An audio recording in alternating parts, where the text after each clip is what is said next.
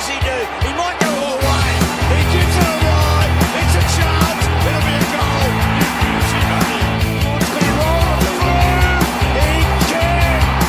Come at the moment. Come at the champion.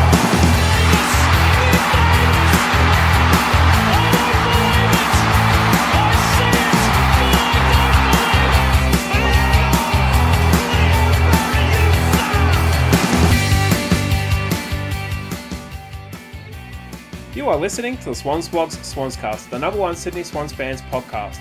2 weeks in a row we've hung tough when it looked like our opponents were going to run over us. Last week it was Rampe's antics, this week it was George Hewett's midfield dominance. With a worsening injury crisis and tough teams to come, can the young Swans keep defying the odds? We've got the review, the good, the bad, the ugly, the clown files and the usual stuff. I'm Justin Mitchell and with me is your favourite podcast guest, Joshua Maher. Thank you for coming on again. Since when did I ever... When was I ever a favourite? When did that happen? That happened right now. Okay, from this time forward, I am a favourite. Well, thank you again for coming on. You've become a bit of a regular this year, and our numbers keep going up, so I think there's a bit of a correlation there. No, I'm only here because you can't afford to pay anyone else. There's that. You didn't actually have to say that out loud. That's because you... Yeah, that's true. No. Like, let's face it, we're all here because we're Swans fans, and yes. we love talking about them, whether win or lose, and the good and the bad, and quite frankly, it's a bit of a highlight of my week because it's such bloody fun doing this stuff. So, yeah. And it's a good game to talk about too. It is. So for those who are listening, Josh... and, of course, me, Justin, we actually spent the weekend. He came over as a guest, and there was 5 of us in the house watching football. 1 North Melbourne supporter, 4 Swans supporters. And, the mood of the North Melbourne supporter was quite poor throughout the night. Kind of perked up at the last couple of minutes, but there was a few expletives expressed from this particular North Melbourne supporter, which I genuinely felt sorry for him. Yeah, I felt sorry for him. I think he was quite... unhappy, and his sort of language afterwards suggested that he wanted Scott to walk the plank, and pretty much all the other North Melbourne supporters I've spoken to since want Scott to walk the plank. So yeah, it was a good weekend. So thank you so much, Josh, for coming over. Appreciate it. I had a really good weekend. The pizza was good. The cider was plentiful, and the company was great. Football was great. The football, and it was a good game of football it was. too. 2 teams that were pretty evenly matched, going hammer and tongs. And I think on paper, once Josh Kennedy went out, I think on paper you look at those 2 team lineups and you go, North Melbourne is going to absolutely pump these guys, and certainly the bookies thought so, because they had us out past $3 before the game started. So a couple things happened. We proved them wrong, and Mrs. Blogs won $120 something because she got a bet on, and it was a good night. Yeah, it really was. She said after half time, maybe after 3/4 time, she goes, by the way, I put a bet on the Swans. It's like, okay, then when'd you do that? Oh, when Josh Kennedy was ruled out, I put a bet on the Swans. Yeah, pretty happy. And at that point, North Melbourne got a run on, and we were going, Mrs. Blogs, you have absolutely put the moz on us. Oh, put the moz on us. God, that last quarter, though, that was the longest 15 minutes. Some of the longest 15 minutes of my football following life. It was just... I put up a video today on the Swans blog. The last 2 minutes of the match, that video was almost 7 minutes long.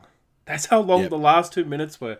There was all kind of shenanigans. There was a goal review, free kicks. After the match, there was the Goldstein potential free kick, which both players were holding anyway, so the umpire just called play on.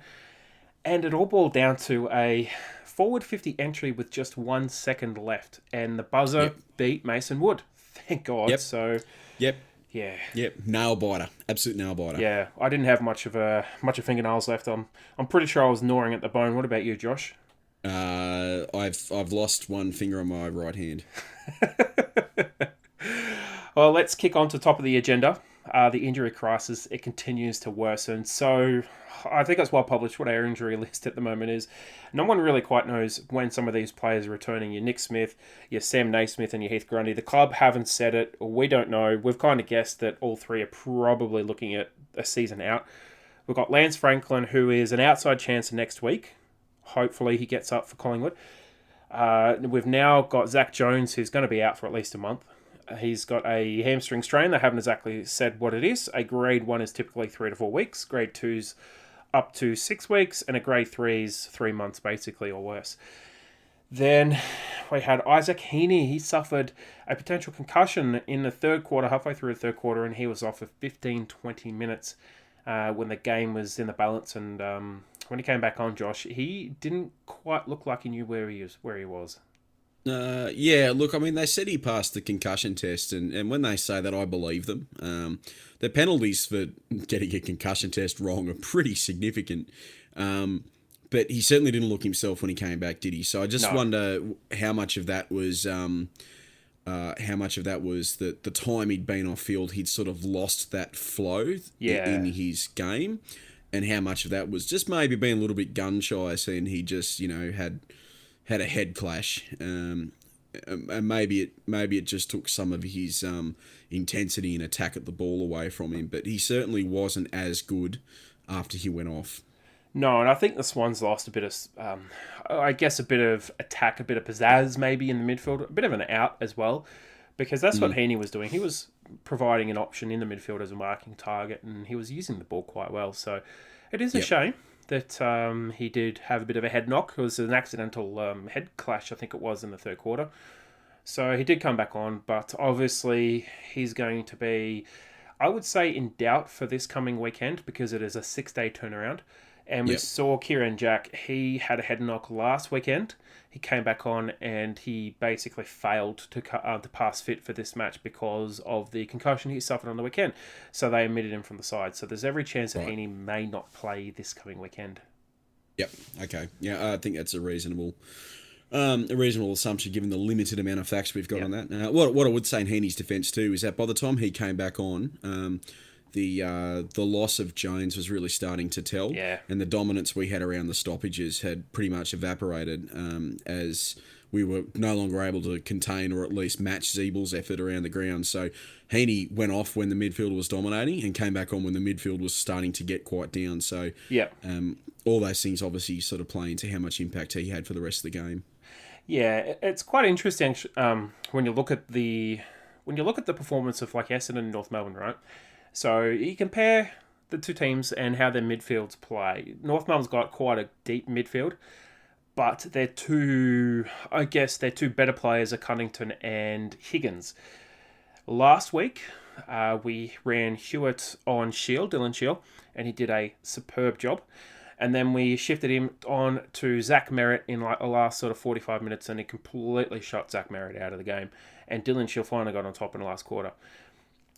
Fast forward.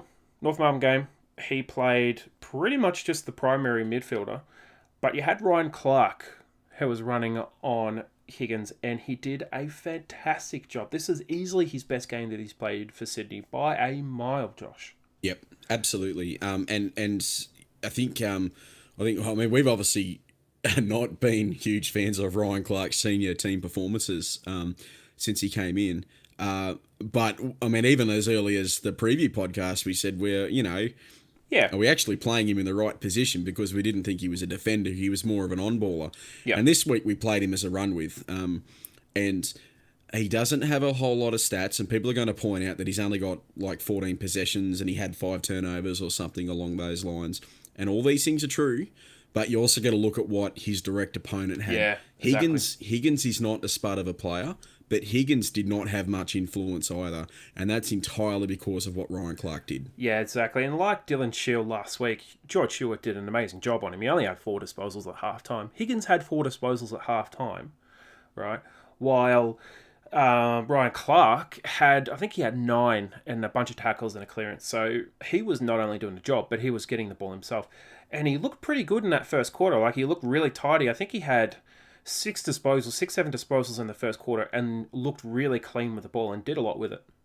Yep. And he only got a little bit sort of loose towards probably the end of the third and through the fourth, but that was as we were losing control of the clearance and stoppage situation. North's pressure was up by then, well and truly up, and it was starting to expose the lack of depth we had through the midfield, and that's probably more to do with the Jones injury than Ryan Clark. I don't think you could blame. I don't think you can point at that game and say, "Well, he sucked in the second half of the game." I just think we're in a position where we couldn't wrest control of those situations back, and the pressure showed. But I was very happy with Ryan Clark's game. Yeah, so was I. Look, I thought he was pretty much out on his feet at 3/4 time. And you could say it's the Zach Jones effect, but it's also the Isaac Heaney effect in that, okay, you got one player out, you can probably rotate another player from another position, but you've got two key midfielders out. That is a pretty massive gap that you've got to try and fill. And what kind of players are you going to fill them with? Well, you're going to try and play your Papleys, your Florence, your Dawsons. You're going to put players who are better off in other positions who don't play that much midfield and try and rotate them through. And in the end, it was telling. It was, you got Florent, who's, 20 years old, playing against Zeeble, who's 26 or something like that, and Higgins, who's in his 30s, and they're big players, they're big-bodied midfielders, and they just went to town on them big time.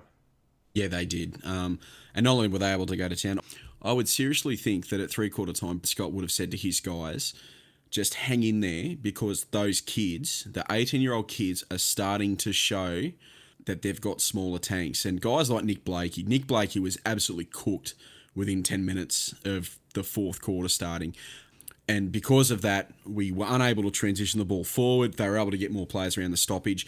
And they were even able to outnumber us in the back line, in our back line at some stage, which was why we started flooding the back half of the ground. So that's going to lead into that whole discussion about John Longmire being too defensive. But I would actually say that this is one of those occasions where you've actually got to get defensive, because we can't move the ball anymore. The kids are knackered, and all you can do is try and win it at the contest and then control the ball from that point on. And I think the end result speaks for itself, right? The team that we put in should have lost that game, but they didn't. And I think it was a remarkable win. You just got to look at the numbers, and the numbers are really phenomenal.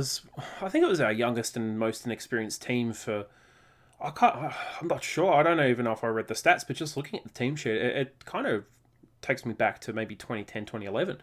That far back. Yeah. Maybe even further back than that. We had 4 players with 100 or more games of experience, and those players were Jake Lloyd, Sam Reid, Luke Parker, and Dane Rampe. 2 of them captains. And none of them had 200 games experience. No. And we had, I think, so it was 18 players with less than 100 games, but it was 11 players with less than 50 games. Yep, and our average was 53 games experience per player. And North Melbourne, which puts us down at Carlton levels. Yes, exactly. And North Melbourne had, I think it was 13 with 100 or more games experience, and I think they still had 5 200 plus. Yep. So they had a really experienced team, and they still got absolutely flogged for 2.5 quarters by a bunch of teenagers. Yep. And what a bunch of teenagers they're going to be. Yeah, they are. Yeah. Well, I wrote in one of the discussion points, the talking points, it's an article that's just come out on the blog tonight. One of the talking points that I put up was the fact that no Josh Kennedy, no worries, we've still got George to carry us through. He was immense, and it was almost as if Josh Kennedy hadn't even stepped out of the side, Josh. He was fantastic. Absolutely bonkers. Pretty much a Josh Kennedy clone is how I thought he played. It was absolutely fantastic. He really... I would go as far as say that's probably his best senior game for us. Yeah. I mean, the stakes aren't particularly high given where we sit on the ladder and how far into the season it is. But to come into a game, lose your captain an hour before the bounce, and come into a game where you're not favourites to win, and even though you're relatively inexperienced, because Georgie is relatively inexperienced as far as senior players go, you would still consider him one of the senior heads out there. And he just had an exceptional game, an absolutely outstanding game. Yeah, he's definitely one of the senior heads. He's only played 80, 90 games, but he did finish top 5 in the Bob Skilton medal. And we criticised him for about the first 5 weeks, saying, what's happened to him? Why is he playing so poorly? The last 3 weeks has been the George Hewett of old. And I would say 2 of the last 3 games, he's been arguably the best player on the ground. So he got 5 coaches' votes last week. He's either going to get 8 or 9, if not 10 this week. It's going to be between him and Papley for the coaches' votes. Zeebel's up there as well. For my mind, he should get the 10 votes. He should get the 10. Because Tom Papley Tom Papley had a pretty outstanding game, but George Hewett was the difference. He was, yeah. And I know you got some stats there for us, Josh. Yeah, I've got a few here. So Georgie Hewett, 29 disposals at 66% efficiency with a whopping 20 contested possessions, 5 turnovers, 6 intercept possessions, which is pretty handy for a bloody midfielder, 32 pressure acts, 340 metres gained, and played 102 of 125 minutes. Yep. And 5 tackles. So big numbers, big game time. Yeah, big that's impact. about 80% game time for those numbers, which is really quite amazing. And the other thing is he had 9 clearances and he had a bunch of tackles too. So he was absolutely immense for us in the midfield. That second quarter was easily our best quarter of any game that we've played this year, hands down. And it came on the back of him absolutely dominating the midfield. I think he had 5 clearances alone in that quarter, 4 or 5 clearances, and a bunch of them were centre clearances. Callum Sinclair, he also had 12 disposals, and I think 9 of them were contested in the second quarter alone. Callum Sinclair beat Goldstein in headouts 11 to 10. 6 of those were to advantage, and they scored 4 straight to 1 behind from centre clearances in the second quarter. Yep. So that's just how dominant the midfield was in the second quarter. Yep. Luke Parker as well. I mean, he's right up there. He was absolutely immense as well throughout the game. 29 disposals and 9 tackles. Yep. I'm glad you brought up Sinkers because that's easily Sinkers' best game of the year for my mind. He's been down the last couple of weeks, and if anyone read the Mongrel punt last week, they kind of indicated in there that they had some inside info that Sinkers had actually had flu for a couple of weeks and was barely getting up for games, and maybe that showed, but he certainly looked a heck of a lot better this week against a pretty dominant ruckman as well, so you can't fault Sinkers' effort for the week at all.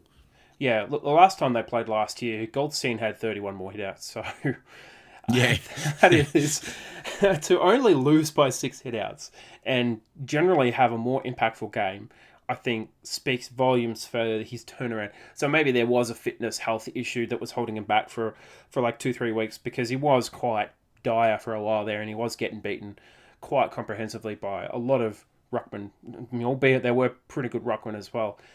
Yep. But yeah, look, that first quarter we were very competitive. They just sort of edged us on the scoreboard. The conversion issue was there. Yeah. 1-4, it's not a great start.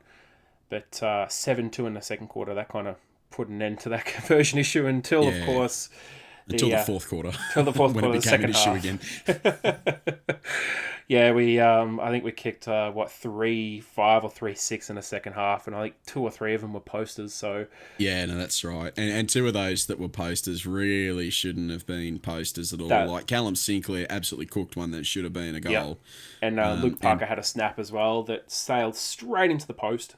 Straight into the post, and I'm not really sure. Like I cut Tommy McCartan a little bit of slack for that one he did, but certainly the Sinkers one and Parker's should have been goals.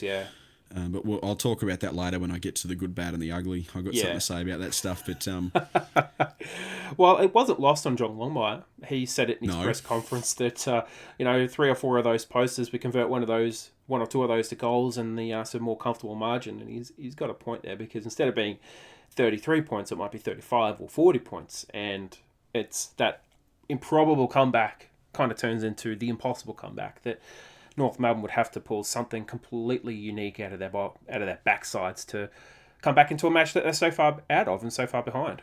No, that's true. And it also puts our score in the 90s. And given the average scoring this year, 90 points, 92 points, 98 points, that's a pretty comfortable score these days, so I wouldn't be upset with that. I just feel like we're not that far off as far as scores go. I would like some more inside 50s, though. Yeah, we said it in his press conference that 3 or 4 of those posters, we convert one or 2 of those to goals, and the some more comfortable margin. And he's got a point there because instead of being 33 points, it might be 35 or 40 points, and it's that improbable comeback kind of turns into the impossible comeback that North Melbourne would have to pull something completely unique out of their backsides to come back into a match that they're so far out of and so far behind. No, that's true. And it also puts our score in the 90s. And given the average scoring this year, 90 points, 92 points, 98 points, that's a pretty comfortable score these days, so I wouldn't be upset with that. I just feel like we're not that far off as far as scores go.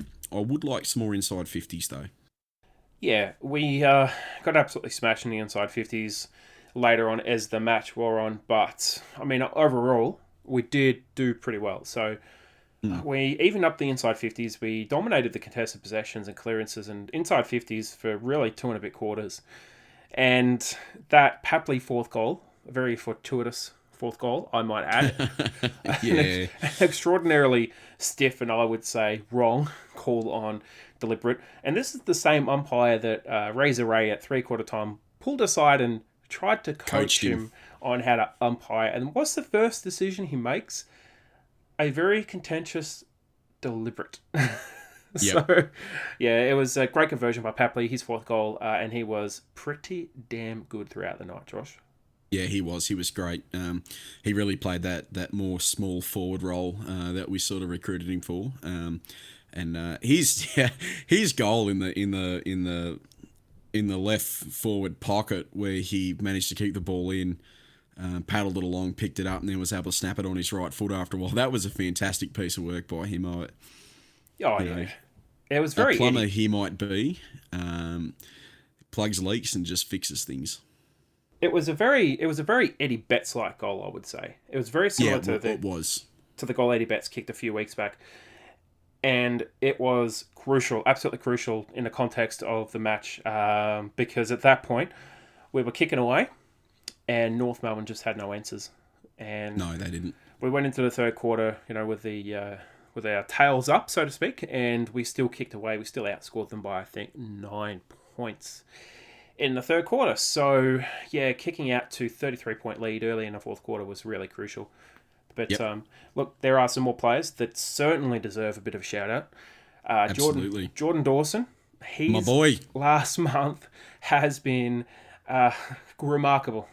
So, we talked on the podcast back at round 2, and I said that because he's been dropped, there's a chance, because he's out of contract, that if he can't get back into the senior side, right, there's a chance that he might get cut at the end of the year. Because his first game was quite poor. And he came back in round 3, and I said, I'm still undecided because that game was decent, but again, it wasn't particularly good. But obviously the coaches were working on him doing something very specific, and he obviously did that very well because the next game he was absolutely fantastic, and he hasn't looked bad ever since. He's actually looked right at home at AFL level football. Absolutely. And it, like we said last week, it helps when we play them in their preferred positions. And George Hewett's shown that for the last 3 weeks, and Jordan Dawson's shown that for the last 3 weeks as well. And once again, I cannot overemphasise just how bloody good his field kicking is. He had a couple of kicks off the half back line, and he might have even kicked in from fullback at one stage as well, which were into pretty tight windows, and he just, dropped a dime into whoever his target was. And he had this short little bullet of an inside 50, which resulted in a goal for us as well. Yeah. Which just showed how good his foot skills are. And it's one of the things that I said 2 years ago that was going to make him an excellent player for us, a very valuable player in terms of what he provides us and where we took him in the draft as well. So, Jordan Dawson, I love watching him at the moment, and he's easy to spot too with those yellow shoes he's wearing. You can always find him on the field. Yeah. I think the other thing as well is he has the right physical size to really compete one-on-one, and he's really demonstrated his ability to be able to compete one-on-one, and he's winning a lot of contested marks as well in one-on-one contests. He's not losing many one-on-one contests. I know there's a stat somewhere on the AFL. I would suggest that he's quite a way up there on the list as far as like one-on-one wins goes.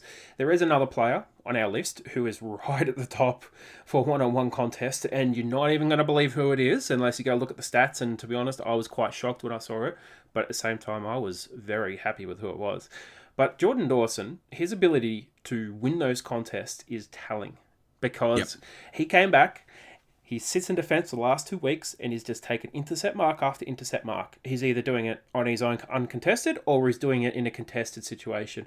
Yep. And that's what we've had Sam Reid for the last 4 years. And then here we drop in this 22-year-old playing 8 games, and he's doing it like he's doing a better job. Doing a better job, doing it like he's been doing it for 10 years. And it's absolutely phenomenal to see. And I think it's a real credit for how, like Longmire described it as a bit of a project player, but how we've put the time and effort into developing him in the NEFL in a very specific way to give him the confidence and the skills that he needs to be able to succeed at AFL football. Yeah. When we talked to Ted Richards a couple of years ago on the podcast, he described him as a project player, but said his left foot is lethal. When he gets his chance, he is going to show people just how good he is and just how good that foot is, because it's phenomenal. And I think he's come in and he's just proven that he is AFL quality without a doubt.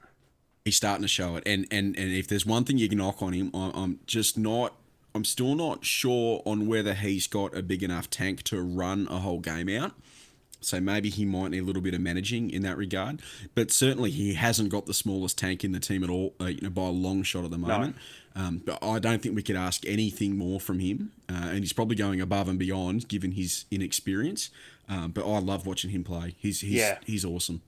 Yeah, he has been. And look, that smother yes. as well. And just the ability to get back and take marks. And in the final contest, he was right in front of Zerha and Mesa Wood anyway. So he's right in the thick of things when we need him to be there. So, yep. Look, he's been impressive. I've been really, really happy with his performances. And look, there's a reason that he's, hitting our Player of the Year votes, and he's getting votes, and he's copping a lot of votes from our fans as well. He's right up there as far as like fan votes go. I think he's in the top 10 easily. So he's getting a lot of love, and the fans love him. Yep. Deservedly so. Might just be the pineapple boots after all. Might be the pineapple boots, yeah. Now, that player brings us to the last player we're going to have a little bit of chat about. I mean, we could chat about Dean Rampe because he has been phenomenal in defence for us in the last 3 weeks. But I think there's another player that should be talked about more. And I think because it's a little bit unheralded. And he is still being criticised by some of our fans. I don't know why. Because the work this guy is doing is ridiculous. And the amount of one-on-one contests he's going to is ridiculous.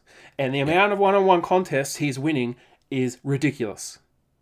So there was a stat where he won, I think, 40 one-on-one contests in the last 3 or 4 weeks. Yep, Joshua, that's phenomenal. That's this player? It's the man in sleeves. It's Alir. Now, 12 intercept possessions and 7 1%ers on the weekend. And that goes with his Essendon stats, which were stupid. Like stupidly good. And it goes with all the other stats he's had all this season that goes to show that he's probably been our most consistent and probably our best defender this year. And this is from a player who 2 years ago looked absolutely lost playing in the back line against North Melbourne. I can't remember where we played him, but he looked lost, completely and utterly lost. Back in 2016 at Bellerive, we played him. He looked like a lost little lamb at fullback. But yeah, he did. 3 years on, he looks absolutely superb. He's had glimpses, though, over the last few years where you go, I always said he was a unique talent, and we had to keep him when his contract came up for renewal. But he's always shown glimpses. He definitely showed it last year when we played North and he played on Magic Door. Yeah. You could see that he had it. He could do the one-on-one stuff.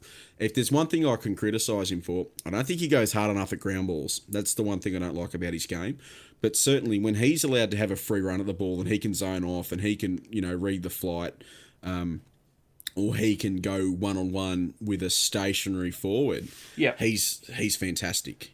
Well, he really is fantastic. If you go back to 2016, and I know a lot of fans are going to remember just how much of an impact his injury was at the worst possible time of the year in the prelim final against Geelong.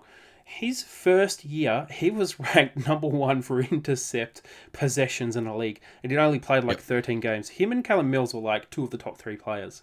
I know Callum Mills has changed and he's dropped off a bit in what he's doing. And I think we agree that he's being played out of position. He shouldn't be playing in defence, but we don't have a choice. We've got no one else to play there, so he's going to have to play there. But Ali has really developed into a really solid, dependable defender, although sometimes he kind of looks like he has absolutely no idea what he's doing a bit. A bit Leo Barry-esque. He's kind of doing before he thinks. Yeah. But the one thing that really made me happy on the weekend and made me laugh was the 2 rush behinds that he did. And he was laughing his ass off while he did it. And he got up and he was laughing and he had the biggest smile. How could you not love that? Seriously, how could you not love it? They were very professional rushed behinds, weren't they? They were very professional. They were well done. Very well done. Not the paddle. He looked like he was falling over and he couldn't quite pick it up. Little slippery bar of soap. I got to tell you that he might be the first person I've seen who's actually gone, I understand this deliberate rush behind rule. So when he smacked that ball through for a rush behind and the North guys were sort of indicating, where's my free kick? The umpire said, no, he's within the confines of the screen. He's under pressure. It's perfectly fine. Yeah. North Melbourne get the shits, and Aaliyah has a big cheesy grin on his face. He actually understood the rule and he used it to his advantage. So it was, I liked it. I liked that little bit of humour. And if you do get a chance to talk to him, he's a pretty smart footballer as well. So he comes from I guess he'd say a very non-traditional football background. Certainly AFL background, but he is quite smart and he is very athletic. And he was, I think, a very talented youth soccer player as well. So yes, he was. He's no dummy. He knows what he's doing. Sometimes you watch him play and you're scratching your head. You're just like, what on earth is going on here? But there's a method to the madness. There's a reason for what he's doing. So, look, Aaliyah was absolutely superb. It's time to have a quick break, Josh. We'll be right back. Welcome to intermission. Oh, well, everybody's heard about the bird. Bird. Bird's a winner, well, a bird. Bird is a winner, well, a bird. Well, a bird is a winner, well, a bird. The bird's a winner, well, a bird. Well, a bird is a winner, well, a bird. Bird's a winner, well, a bird. And we're back. Look, time to get to our Player of the Year votes, Josh. So we're going to do it in reverse order. So we have a bit of a drum roll before our number 5 player. Although anyone who's looked on social media has seen him anyway. So, I mean, I don't really know what the point is. But with one vote for our Swans Blog Player of the Year, we have one going to Jordan Dawson. Jordan Dawson in the pineapple boots. Yes. Great game through the middle, down back. Shut up everywhere. Good field kick. 7 marks, 1 goal. Just getting it done week in, week out at the moment. Good game from him. It was 2 to Luke Parker, who was a captain for the night. Luke Parker, 29 disposals, 9 tackles, missed a goal he should have kicked, and copped a boot in the face, but ran out the game. Luke Parker. Yeah, he looked like a bit of the Joker there with his cut on his face. But look, 3 votes goes to Aaliyah, who was superb in the air. Yep, 12 intercept possessions, 7-1 percenters, and the only guy on our team who wears sleeves, and I like sleeves. 4 votes to Tom Papley, our champion small forward. 4 goals and a really weird looking G.I. Jane haircut at the moment, actually. I don't know what's going on there. He had the goal celebration too where he rubbed his head. What was that about? I don't know. Maybe it was like some weird version of like rub the Buddha or Irish luck or something. I don't know. It's weird. And 5 votes goes to George Hewett, our bull midfielder, our Josh Kennedy clone. George Hewett, 28 disposals, 20 contested possession, 9 clearances, and absolutely flattened anyone he played on during the night. Take a bow, son. George Hewett. Yeah, he was absolutely superb.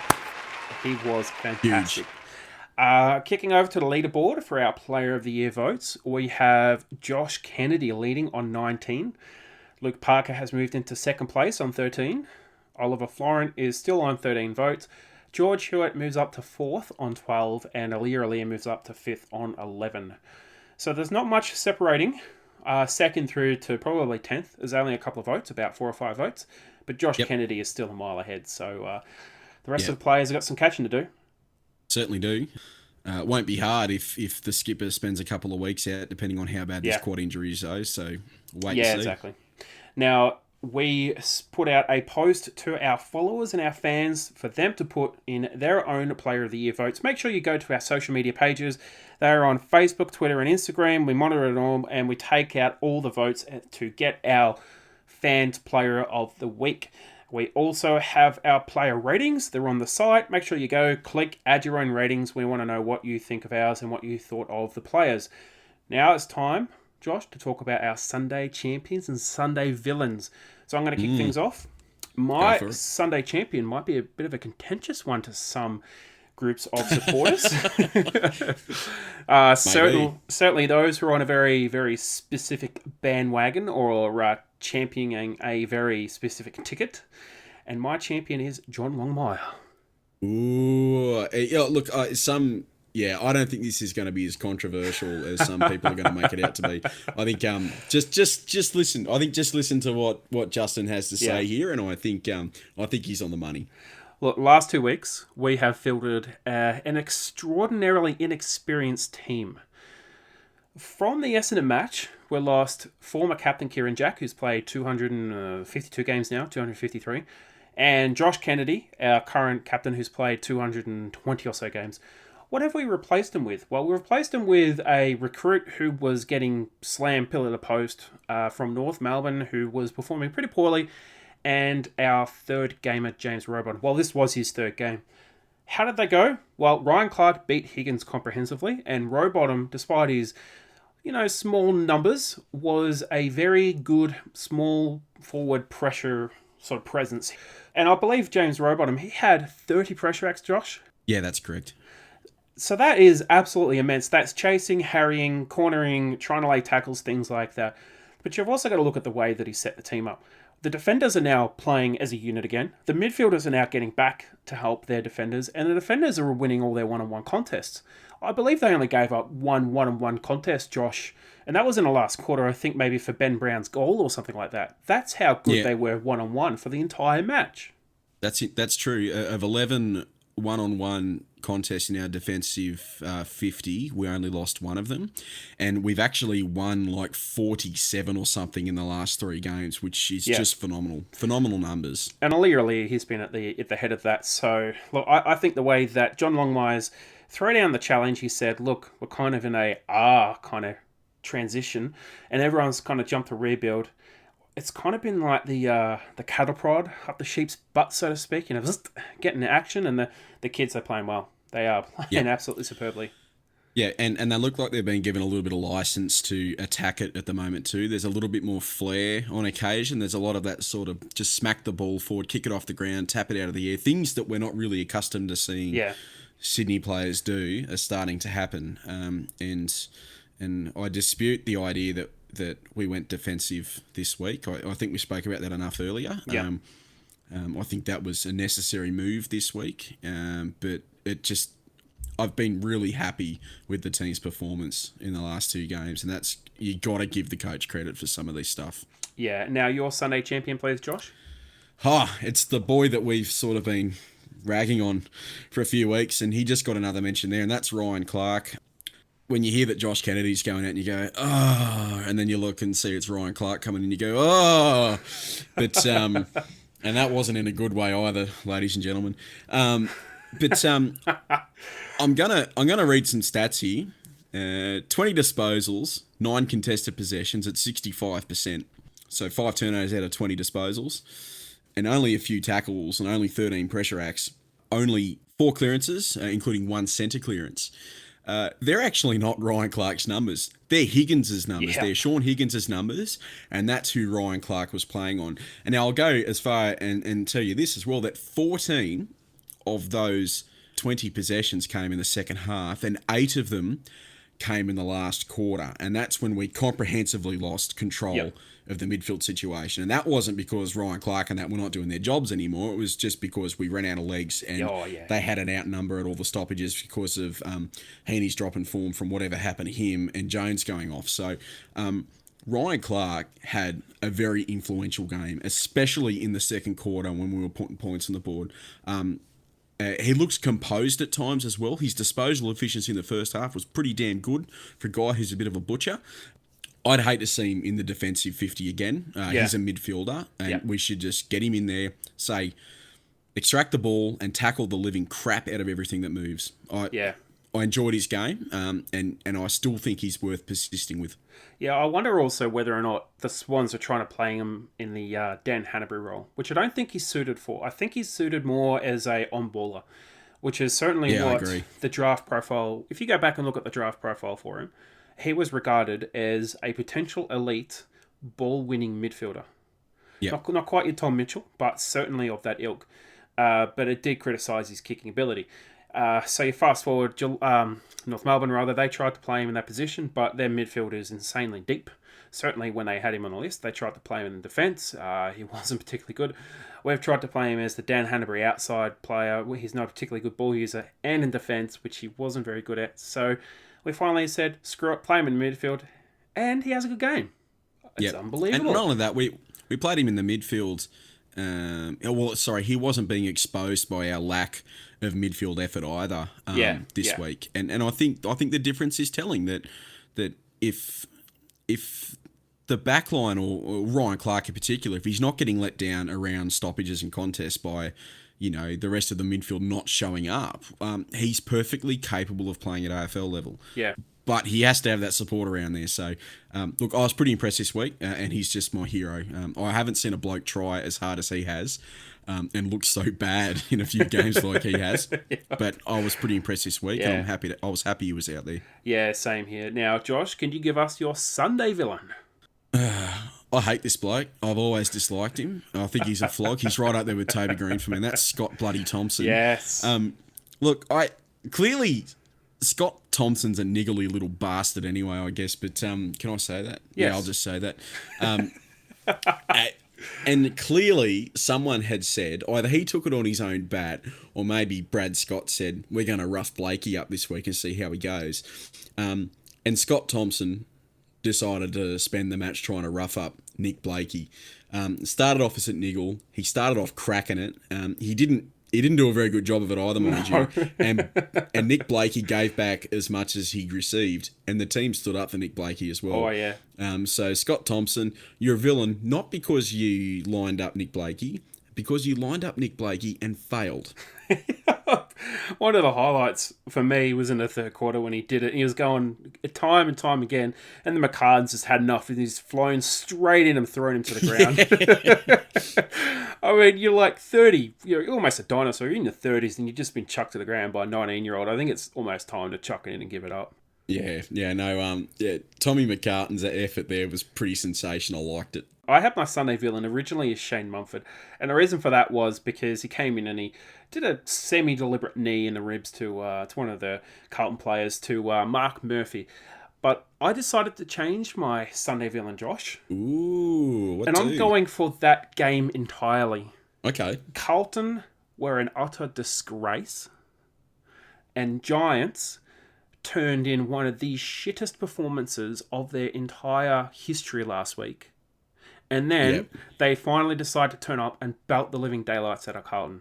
So for me, they are villains because they are hot and cold and they play like bloody little bastards, and then they just absolutely crush a team who is probably crushable. And look, Carlton just didn't turn up at all. They probably didn't even want to be up there, to be honest. So yeah, Brendan Bolton's got the torch under his metaphoricals, I think. Yeah, the Giants should be doing a hell of a lot better than they are, that's for sure. Yeah. Their best is very good. Best is very good. It almost seems like a bit of arrogance. They expected to win that game against Hawthorn last week, and as a result, they were absolutely terrible. So they show up and absolutely torch, the minnow in Carlton. I just don't like what the Giants stand for. They don't stand for anything at the moment, and you can tell that. You can really tell that in the way that they play. So, yeah, it's a mental challenge for them as much as it is physical. But their performance last week was not good. It was really very poor. So it was woeful. Yeah, it was. So but Carlton's performance this week was equally as bad. So yeah, that game as a whole gets my villain, but GWS in particular. Fair enough. Clown Files time.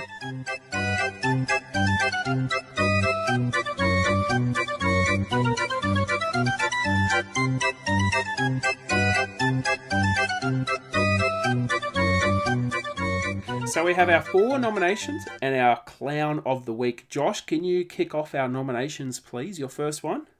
My first nomination is, you see stuff on Facebook or YouTube or whatever on social media, and you think, this guy doesn't know what the bloody hell he's talking about. Sure.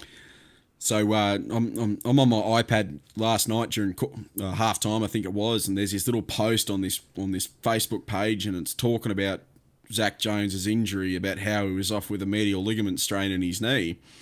And I thought, who is this clown? He doesn't have a medial ligament strain. He's got a hamstring. And then I realised that, oh wait, it's us.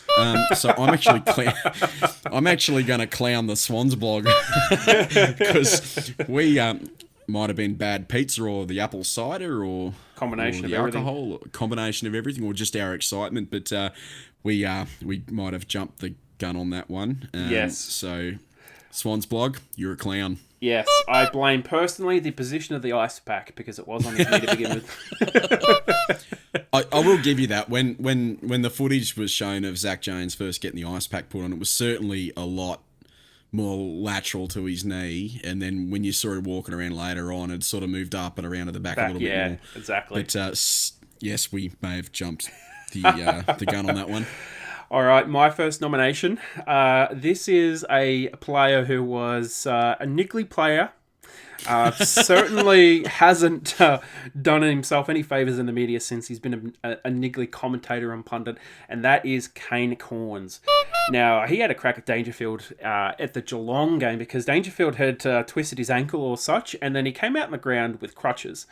And Kane Cornes had a go at him about the fact that he'd gone out on the ground with crutches, said it wasn't necessary, said he's just playing it up and making a scene and he needs to stop. Well, Scott's retort was absolutely amazing on, I think it was AFL Game Day, I believe it was. Game Day? Game Day, yep. He said that Cornes had only just got his pen license in the media. He's gone down this line before and he just needs to give it up. So we were watching that. We both broke out in laughter because it was just the best line. It was the best comeback. Basically, he's definitely the better of the Scott brothers. Isn't he is. He's quality. He comes out with some great zingers and great one-liners. But geez, Kane Cornes, just give it up. You sound like an idiot sometimes. Yeah, he's a clown, and he's a provocateur, isn't he? Like he's only there to cause problems. He's a bit like Damien Barrett in that way, I guess, and potentially worse. But he definitely clown. Clown certified. Now, your second nomination, please. Tommy Lynch. Oh, I always felt a little bit sorry for Tommy Lynch up there at Gold Coast because I thought he was sort of generally speaking busting his guts and probably a good bloke and just sort of lumped with a team that was not functioning very well at all. But he seems to have been a bit of a whingy flog since he got to the Tigers. He's all of a sudden he's got this sort of niggle and stuff and carry on that he's got. So tonight, obviously, James Sicily's doing whatever James Sicily does, and of course, Tom Lynch goes for the big right-hand hook and punches him in the guts, gives away a downfield, and I think was it Puopolo? No, it was Bruce. Bruce kicked the goal about 10 seconds later when they got it inside 50. Bruce, it ended up resulting in a Bruce goal anyway. And I just thought, do you know what, Lynch, you're acting like you're a superstar. You're actually not having a great year. You've had a couple of good games, but you're not having a consistently good year, and I just thought, I'm just going to clown you because I just don't like you at the moment. So, Tom Lynch, clown. Yeah, he's not making a good name for himself at Richmond at the moment. He is coming across as a little bit of a knob at the moment. So, look, I was going to do the next nomination, but you brought this one up. So, do you want to give us the fourth and final nomination? Yep, absolutely. Michael Walters had a kick for goal. I think he's going to want back. Michael Walters is an exceptionally talented player, and he does some stuff that borders on the Eddie Betts on occasion. But what he did last night certainly didn't border on Eddie Betts at all. So, Michael Walters, he's taken a mark. He's like 20, 25 out, bit of an angle, takes the mark, turns, starts walking away from goal to go back and slot it. And instead, he has his snap decision to play on. He turns, runs around his body a bit, does the snap, and misses. Yeah. And you sort of go... It's funny because I think it might have even been the first behind of the game. They then went on to lose that game by 7 points. And you have to wonder, and Essendon, like everyone's talking up how good Essendon was, but Essendon didn't have a great game. No. And you just have to wonder how that game turns out if the scoreboard pressure's a little bit different. So Michael Walters, just go back and slot the goal, mate. Yeah. Don't Exactly. throw them away like that. No, that was a real gibby that he chucked away. Yep. Which brings us to our clown of the week. Talk about gimmies.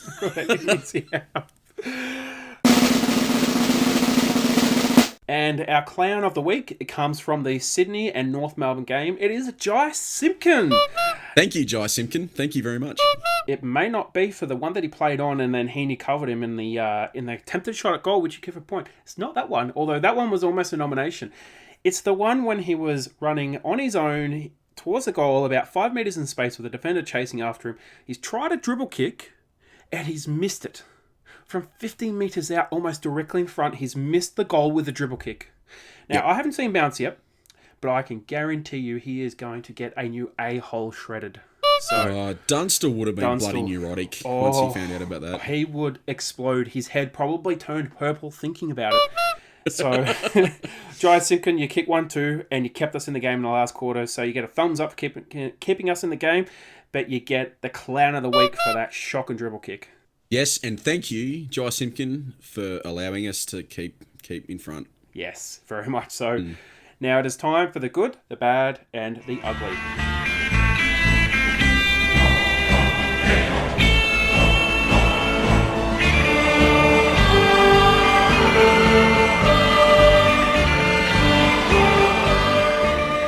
My good for the week was George Hewett stepping up big time in Josh Kennedy's absence. So we talked about it a little bit earlier, but the 20 contested possessions from 28 disposals, the clearances, the hard work, his ability to cover ground, it was phenomenal. And not only was he absolutely awesome in the midfield, but he also smothered Higgins' shot on goal with, I think, about 2 minutes left. So go check out the last 2 minutes video that is on the Swans blog, and you will see that he gets a fingertip to the ball, and it keeps us in the game. So, yeah, Georgie boy, you were amazing. Joshua, you're good. My good. I'm a relatively new AFL fan, like only sort of like the last 10 years or so, but I've seen enough old footage to know that I didn't like Dermot Brereton as a player. But I actually don't mind Dermot Brereton as a columnist, and often I don't mind him as a commentator either. He had an article in the Herald Scum this week about the MRO/MRP arrangements, and I'm just going to read out this one sentence from it. He says, "I am the most suspended player for close to 90 years, and even I think the current format is deplorable and weak in leadership by the controlling body." And when I read that, I just thought, do you know what, Dermy? You're happy to put yourself out there and say, I was an arse for large parts of my career. And he actually uses that to legitimise his point of view, to say, I did it wrong, and they're still doing it wrong. And I just thought that's just such a good, classy move by a guy. He doesn't actually have a great reputation, so he gets a good from me this week. Yeah, as a pundit and commentator, he is really good. He's got an absolute ton of knowledge, and I mean, sometimes you listen to him talk, and it's kind of sounds like the guy had about 90 concussions when he played football. But when he finally gets to his point, he's bang on, and I do genuinely enjoy reading what he writes. Sometimes it's absolute dribble, but also listening to it when you get past the dribble. So, look, yeah, I agree with that one. That was a good one. My bad for the weekend was our goal kicking. Too many posters. We've kind of talked about this before, but John Longmire, he nailed it on the head in the press conference. If one or two of those had turned to goals, it's a more comfortable margin. We don't win by 5 points. We'll probably win by 3 goals. 3 or 4 goals is what we win by. So absolutely. Goal kicking has been an issue for us for a few years. We can't blame it on Franklin, despite Franklin going at like 50% his entire career or thereabouts. So, yeah, we do need to lift that and, you know, maybe get Plugger back for some dedicated goal kicking coaching. But all credit to the team. They stepped up, and yeah, look, if you're hitting posters, you're an inch away from kicking a goal. So it's better to hit a post than kick it behind, I think. Yep, absolutely. Now, you're bad, Josh. This might actually be a little bit controversial, and this isn't aimed at any particular team, but I've got a real thing a bee under my bonnet about fans of teams blaming officials for the reason that their team lost, and we've got a fair share of them as Swans fans as well. There's very few games, I think, which are genuinely decided by umpires. So if the game has been a consistent, one-sided, horribly officiated affair that keeps one team down or even brings a team back into it, I think you might have a reasonable point. But the last 2 weeks with Rampe and more recently, you know, the holding call that maybe Todd Goldstein could have or should have received in the last few seconds of our game this week, if you need to hang on to a single call as to the reason why your team lost, you're doing it wrong, because there's all these other examples in the game of where you got it wrong. So blaming the AFL or the officials for North Melbourne losing because they didn't pay a free kick to Goldstein completely negates Jai Simpkin missing what should have been an absolute certain goal. Well, he missed 2 sitters in the last quarter as it was, so missed 2 sitters in the last quarter and completely negates the fact that they let us put on 7 goals in the second quarter. Exactly. Completely negates the fact that they didn't have an answer for George Hewett. It just blows my mind. And I think that you got to look at the whole game in its entirety. And if you're worried about a single umpiring call for the reason you lost, you need to really have a better look at your team's performance and find out where you lost it. Well, So yeah. Look, I know we've talked about Scott before, but that's very similar to what Scott said a few years ago, where he said, look, we don't want to blame it on one particular, maybe potentially bad decision by an umpire, because there's 120 minutes in the match that we could have done something else differently to win the match. So we're not going to blame the umpire. That's the wrong approach. We should have done something better 120 minutes ago. So, I think like even if you go back a little bit last week, I want to talk about Rampe as well, because I know the obvious extension of what I just said is that, well, would you blame Dane Rampe for losing the game? Yeah. And I'd say that if we had a loss last week because they paid that penalty against Rampe, I'd say that's a factor. But the bigger picture is we had no answer for Fantasia, who kicked 4 goals, easily, mind you, and Merritt ran riot for half a game. And that's just as much an issue. And we kicked 11-11 when we should have had 13 or 14 goals instead. Yeah, look, we kicked 11-11 2 weeks in a row, and the scores and margin are the exact same. It's a 77-72 2 weeks in a row, which is phenomenal. Yeah, absolutely. There must be some sort of weird AFL record where that's happened for a winning team. Sydney's making or breaking or getting close to all the bizarre and weirdest records in AFL history over the last 4 years. It's so weird. The 2017 outlandish. I know 2017 season broke and set some new ones. It was bizarre, just that season bizarre. So look, this team's doing it right. But yeah, you're right. You can't hinge your hat certainly on, or hang your hat certainly on a few umpiring decisions when your team was quite shite for a long time. Now, yeah, that's all right. Uglies for me, we touched on it at the top of the show, but the Zach Jones injury, it's adding to a really extensive injury list that have almost all of our experienced players. Actually, all of our 200 plus game players are out injured at the moment. We have some serious midfield depth issues because most of them are injured, and we have serious defence depth issues because they're all injured. And our 2 backup ruckmen are injured. So we are literally down to playing the reserves and the rookies. That's kind of our situation at the moment. So, yeah, it's a bizarre one. It is. Your ugly, please, Josh? My ugly, Shane Mumford. I don't know if anyone should go back and have a look at the footage from the Carlton game, and I'm glad you brought it up earlier. That hit that Shane Mumford did on Mark Murphy, I can't see that in any other way as an attempt to injure a player. He went in with the knees. Mark Murphy was exposed. He was falling to ground. The ball was gone. Mumford clearly had no eyes for the ball. He was looking at the player. It was almost like a half sort of attempt to hit the ground and slide with his knees, but I'm not 100% sure. It wasn't really a tackle. It wasn't really anything. But the end result was that his knee was firmly planted into the side of Mark Murphy and hurt him a lot. And I think if you're honest, if you look at the footage, he clenches his right fist and has a swing with the arm at the same time. So I'll be interested to see what the MRO does with that. But for me, it was just a dog act, and it had no other intention other than to hurt the player he was aimed at. Yeah, look, Shane Mumford's got a track history doing that. I remember he did pretty much the same thing or something very similar to Kurt Tippett in that qualifying final back in 2016. So, yeah.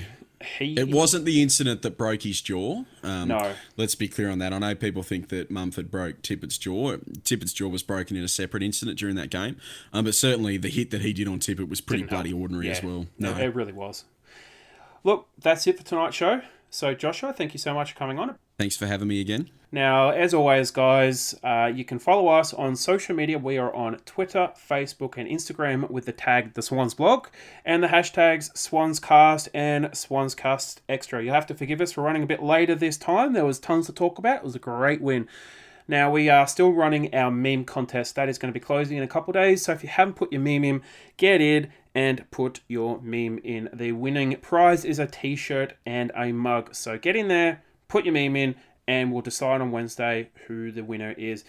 Until next time, Josh, go Swans. Hashtag save Zach Jones.